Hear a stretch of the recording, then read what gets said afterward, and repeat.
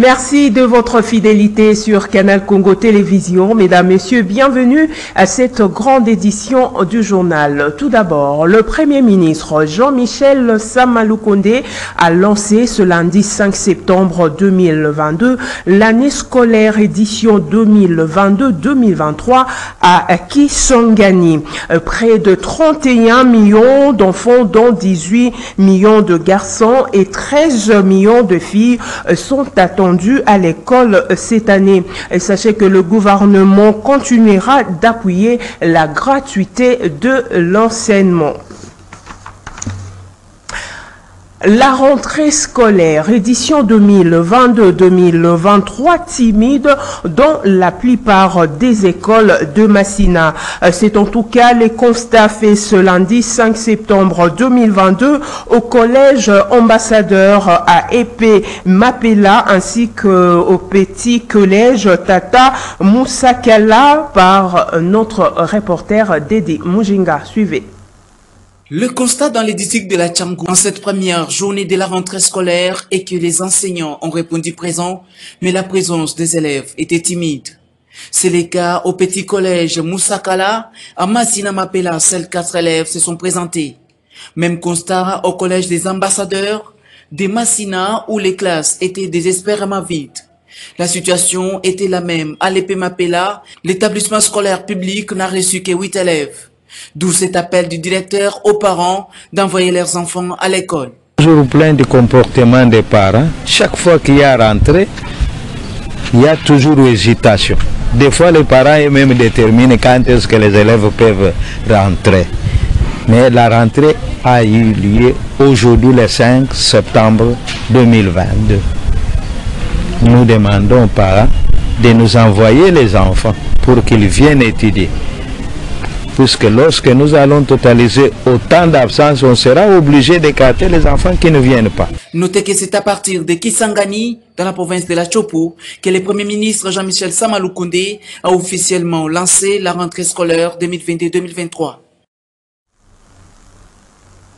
À l'est du pays, au nord Kivu, plus précisément dans la chefferie de Bachi, certaines écoles ont fonctionné timidement, d'autres n'ont carrément pas ouvert leurs portes suite à l'insécurité.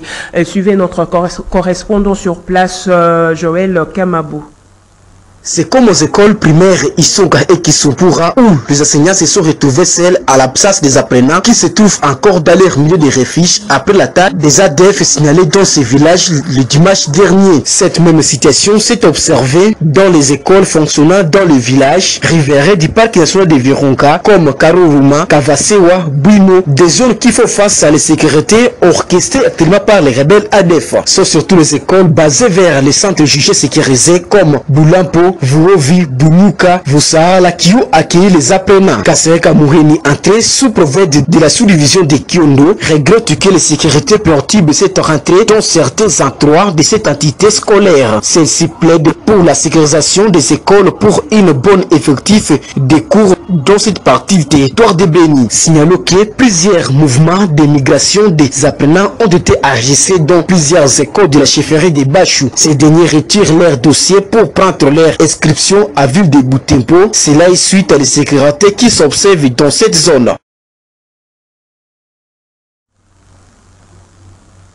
Réunion à Yangambi, des scientifiques et différents experts en environnement. Le directeur adjoint du cabinet de la vice-première ministre, ministre de l'Environnement et Développement durable, Eve Bazaïba Massoudi, héritier Piana, éclaire l'opinion sur les préparatifs du pré-COP 27 qui se tiendra à Kinshasa. Suivez. Nous avons conduit aujourd'hui une réunion au nom de son Excellence Madame le Vice-Premier ministre, ministre de l'Environnement et de Développement durable, pour préparer les équipes de la RDC qui vont participer à la COP27 en Égypte. Comme vous le savez, c'est donc au mois de novembre prochain que les délégations venues du monde entier vont être à Sharm el-Sheikh pour participer à la conférence des Nations Unies sur le changement climatique. La RDC a participé à la COP26 à Glasgow Il y a eu plusieurs participants venus de plusieurs institutions du pays. Et nous avons fait appel à tous ces mondes-là pour déjà le préparer, à être prêt à participer également à la COP27 qui va avoir lieu en Égypte. Il était question également de partager avec les participants à cette réunion les éléments en cours, les éléments liés à cette participation, notamment les conditions logistiques qu'il va falloir remplir, mais aussi l'état des lieux des accréditations, parce que pour participer à la COP27, vous devez être accrédité par le gouvernement de la République. Il était question que nous puissions demander aux uns et aux autres de pouvoir se préparer pour que cette fois-ci, la participation de la RDC soit... Et puis la ministre d'État au portefeuille, princesse Adèle Kayinda, a initié ce lundi 5 septembre 2022 un culte d'action de grâce en faveur des forces armées de la République démocratique du Congo et leur commandant suprême, le président de la République, Félix-Antoine Tshisekedi Tshilombo. C'était en la paroisse Jérusalem Sandoa de l'église méthodiste unie dans la province de Lualaba. La prière étant aussi une manière d'accompagner spirituellement les militaires au front en évoquant la main du Seigneur Tout-Puissant. Et puis, un nouveau parti politique vient de voir le jour. Il s'agit de l'Action commune pour la République ACR, l'œuvre de députés nationaux Eliezer Tambwe et Ogi Kalonji, respectivement président et vice-président. La sortie officielle a eu lieu le samedi 3 septembre 2022 à la Foire internationale de Kinshasa. Suivez.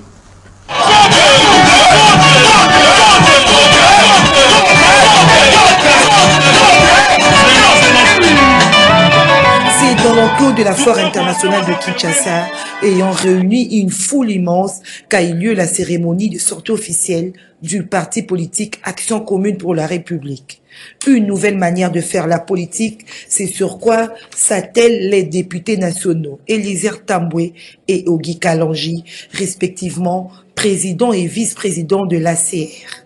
L'Action commune pour la République ne s'offre pas au peuple comme un surnombre des organisations politiques, mais plutôt comme une réponse, une alternative crédible et réelle, un moyen, un modèle de développement intégral et durable dont la République démocratique du Congo a besoin.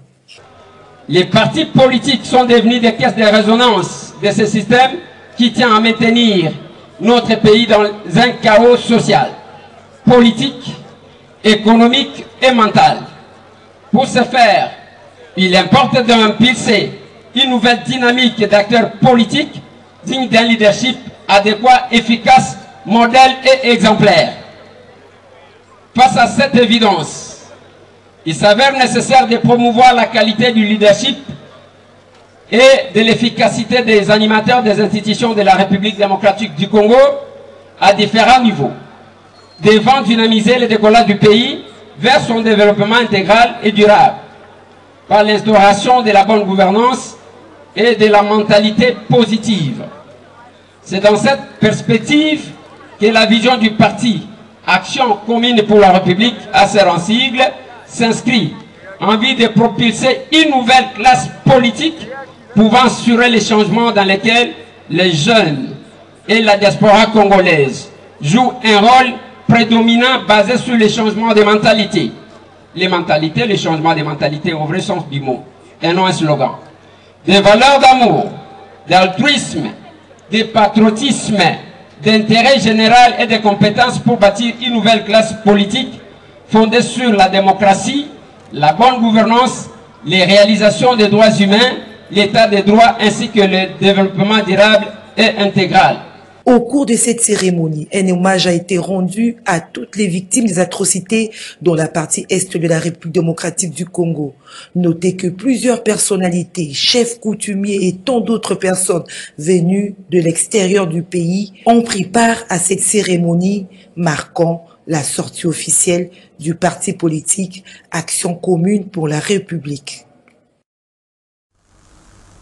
Parlons justice. À présent, le procès opposant le ministère public au député national Jean-Marc Kabound a débuté ce lundi 5 septembre 2022 à la Cour de cassation. Ses avocats ont posé de préalables, à savoir l'exécution de l'ordonnance rendue le 12 août dernier à la Cour de cassation qui l'assigne à résidence surveillée, aussi la médiatisation du procès. Ainsi, la Cour a renvoyé l'affaire au 12 septembre prochain. Dadi Louyindamo pour la suite.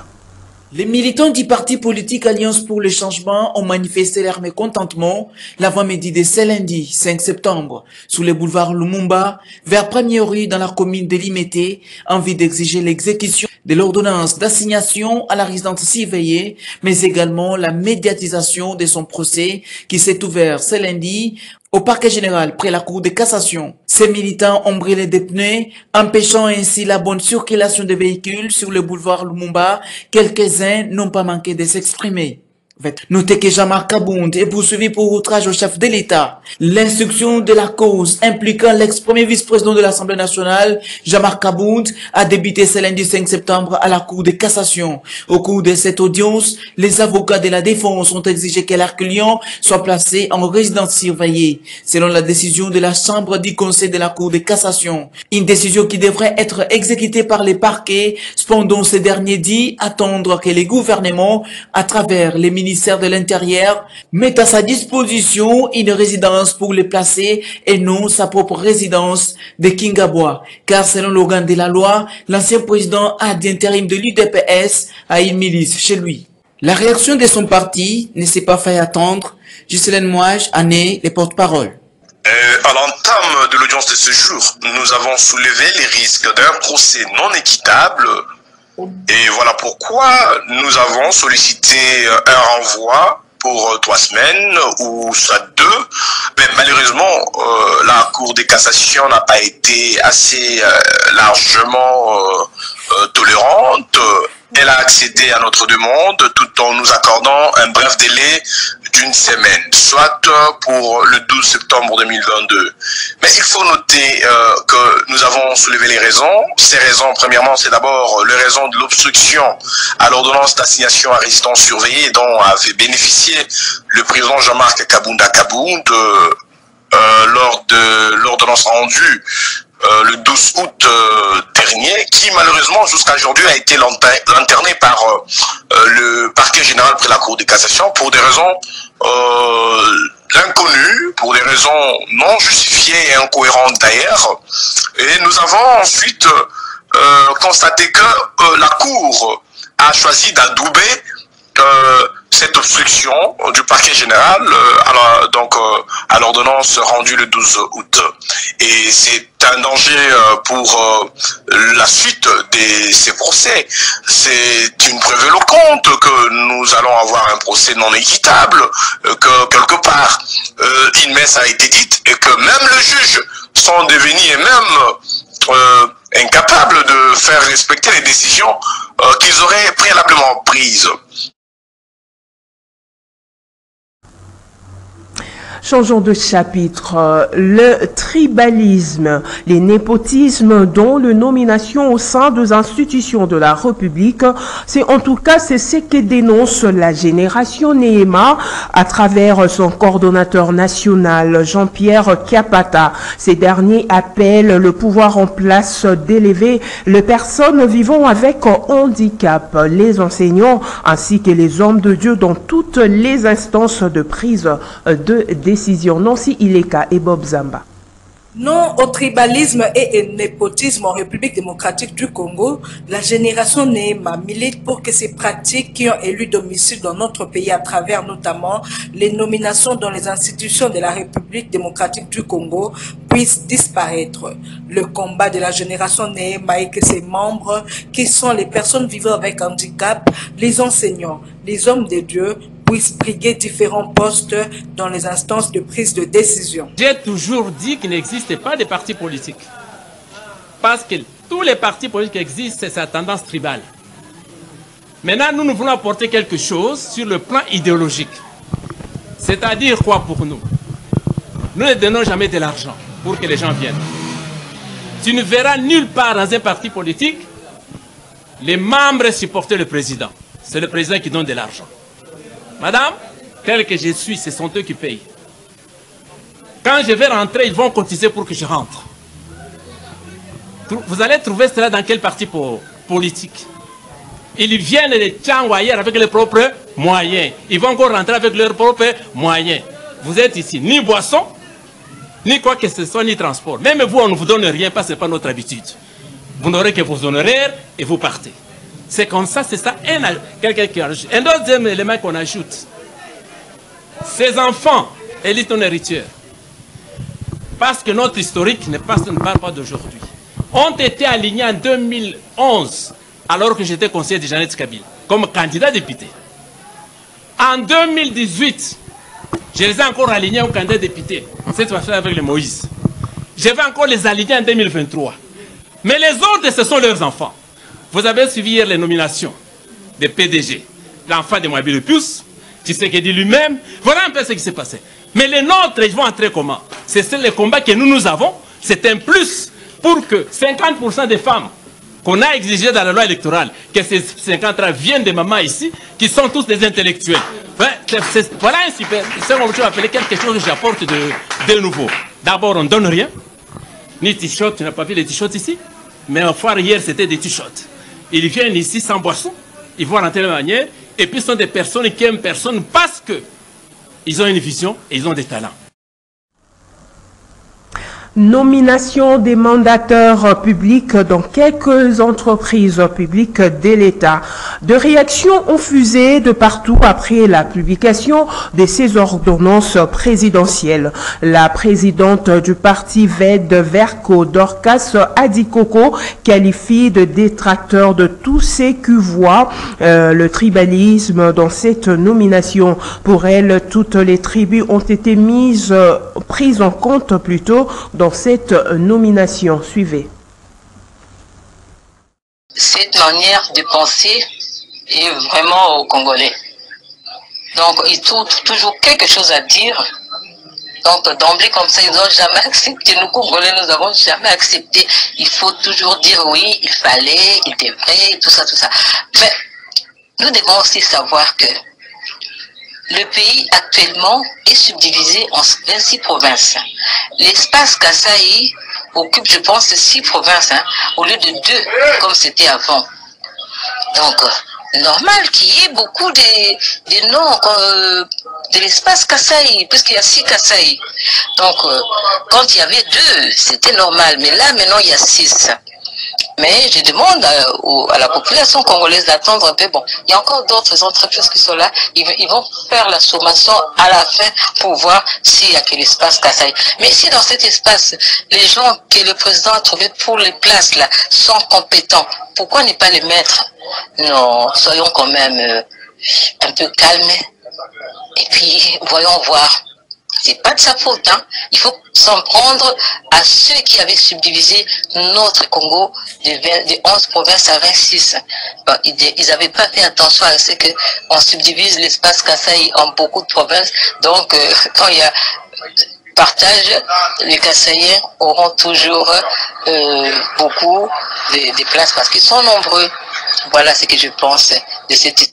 Bon, je pense que, bon, j'ai pas fait attention, qu'il y a des noms où les personnes sont déjà quelque part. Bon, peut-être qu'ils ont fait ça, mais là où ils étaient, ils vont partir, ils vont mettre d'autres personnes.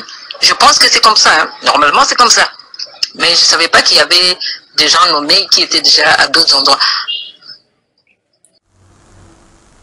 Une nouvelle attaque de rebelles ougandais ADF a fait 4 morts dimanche 4 septembre 2022 dans le territoire de Kivangia en groupement Isale Kasongwete dans la chefferie des Bashi et territoire de Beni au Nord Kivu. D'autres détails avec notre correspondant sur place Joël Kamabou.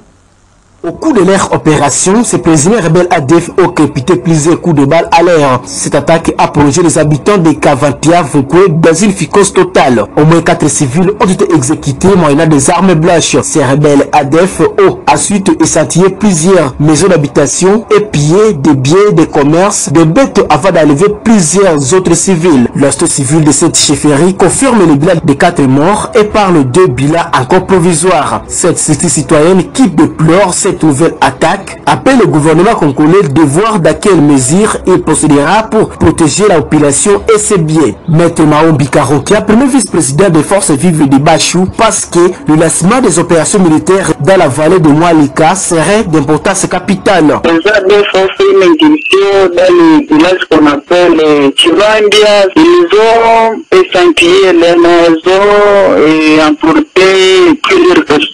Et jusque là, nous totalisons 4 personnes mortes et déjà sur les zones. Et pour le moment, les enquêtes continuent.